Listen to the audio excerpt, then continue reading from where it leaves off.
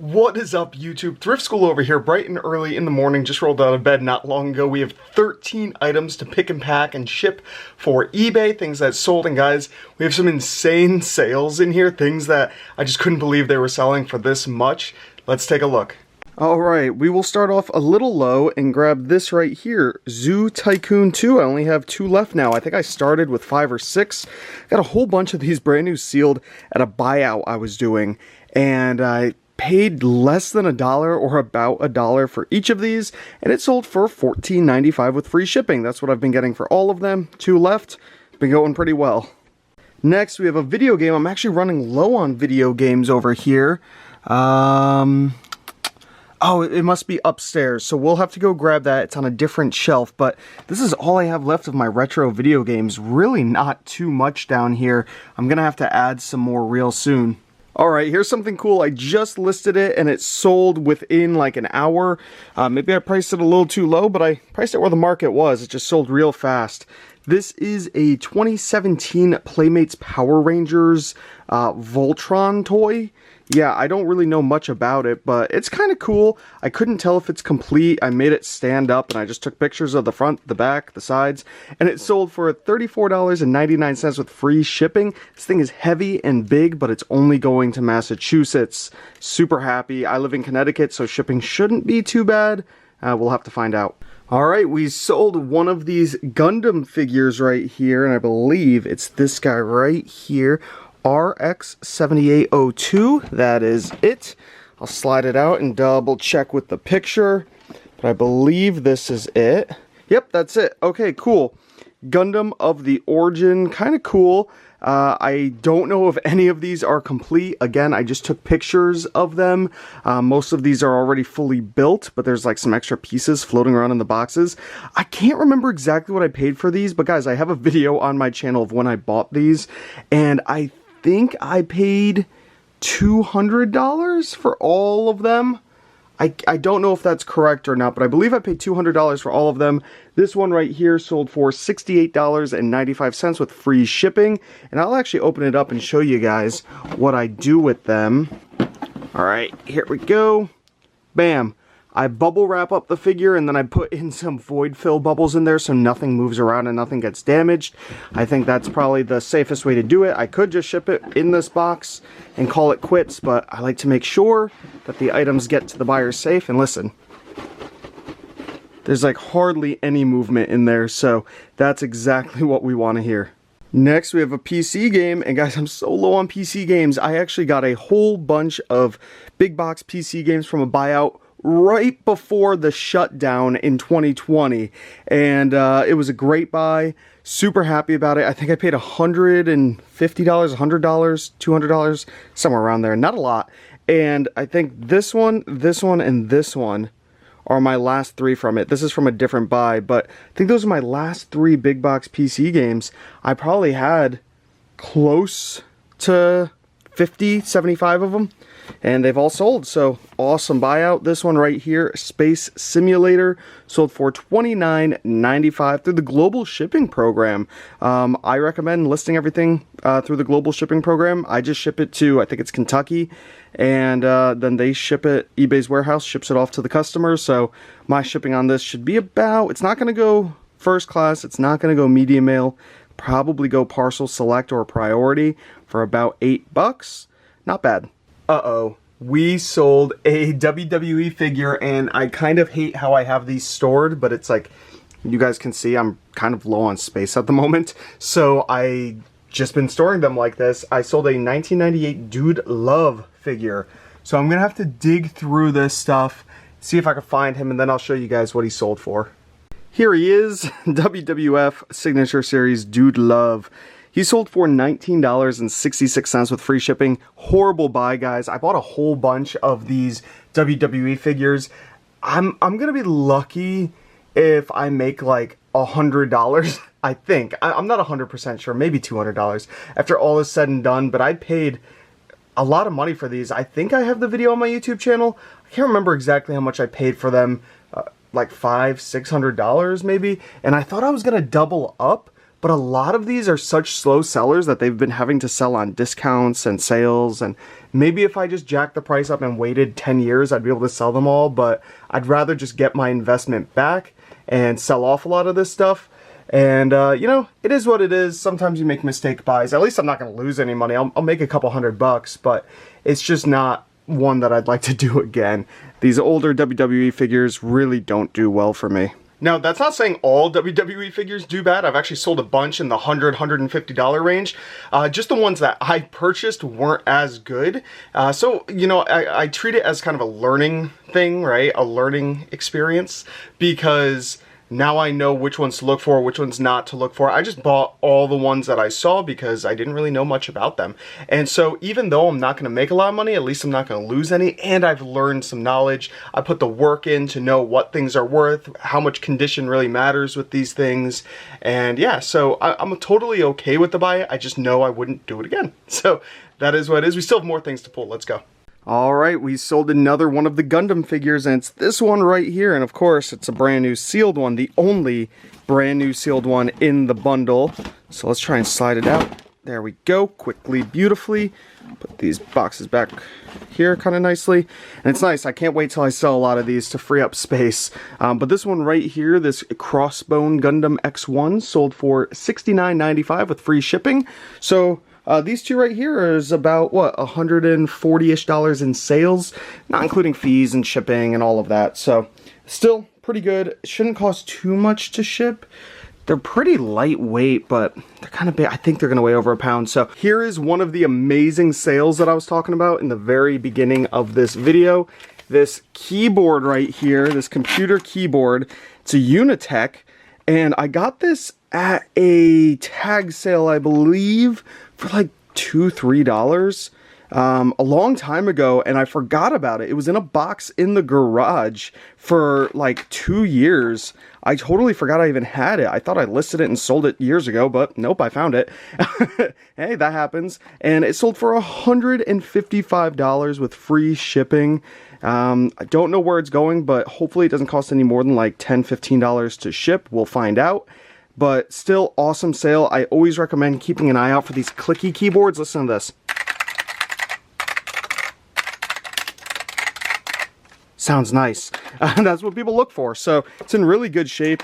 So I'm happy to get $155 for it. And another massive sale that I'm actually really surprised about.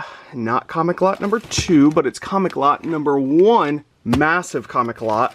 And, you know, you can't ship comics via media mail, but this time I can, and I'll explain why. So this comic lot right here, which is super heavy, it's hard to hold with one hand, sold for $199.95. Yeah, pretty heavy. Sold via promoted listings. I think I had it promoted for 3% or so. So I lose out on a little bit of money there, not much, $6 I think. So the reason why I could ship this stuff, I'm going to set this down real quick. The reason why I believe I could ship these comics via media mail is the fact that they're older, they're from like the 40s and 50s, and they're not like Marvel superhero comics or anything like that. They're educational comics based off of like old books like Wuthering Heights and Moby Dick and things like that, right? And they don't have advertisements in them. So that is the main factor in it. So you can't ship comic books or things that are just loaded with advertisements, but you can ship them if they don't. So like you can't ship magazines because they're just filled with advertisements as media mail. You can't ship video games as media mail because they just don't let you. But you can ship CDs, DVDs, Blu-rays, regular books, vinyl records, things like that, cassette tapes, all media mail. So these are going to go media mail, which will actually save me a little bit, save me a good amount actually in my shipping costs. I was right about to carry this stuff upstairs when another Zoo Tycoon sold. I'm actually really surprised. So now I only have one left, and I've had these listed for like almost a year, probably like 6 to 8 months, and now for some reason they're all selling. So this one sold again, I think $14.95. One left. Get yours while it's hot. Alright guys, we are back upstairs. I started packing some of this stuff, but I want to pull the orders from this shelf. We sold a copy of Joker on DVD right here for $6.95 with free shipping. I actually sold 2 of these, but I noticed I'm all out. I thought I had a lot of these. I know I do, they're just not on the shelf, so I'm going to have to go grab some from a pallet. I have a whole bunch of DVDs, so I'm gonna have to go find a few more copies of Joker because I oversold myself. That's alright though. $6.95, and then the other one that sold, I'll just fake pull it right here, went to a viewer, and that viewer's name is Devin. Awesome. Thank you very much, Devin, or Devon. Could be Devon, actually. I don't know. But thank you very much for the purchase of Joker. Alright, I sold a video game in here. It's one of the PlayStation 1 games that I thought was downstairs, and it's right here. Crypt Killer. Really cool looking game. It works with this thing called the Justifier, which I actually have a couple Justifiers in the garage. So I gotta test those things. I probably should have tested them with this game, honestly. Too late now though, because it's sold. And this game sold for $39.90. Great sale on a PlayStation 1 game, almost 40 bucks. Here's an interesting sale. Let's slide over this stuff. I got a whole bunch of Action Replay Ultimate codes listed, and the Silent Hill 3 one, I believe, yep, is the one that sold.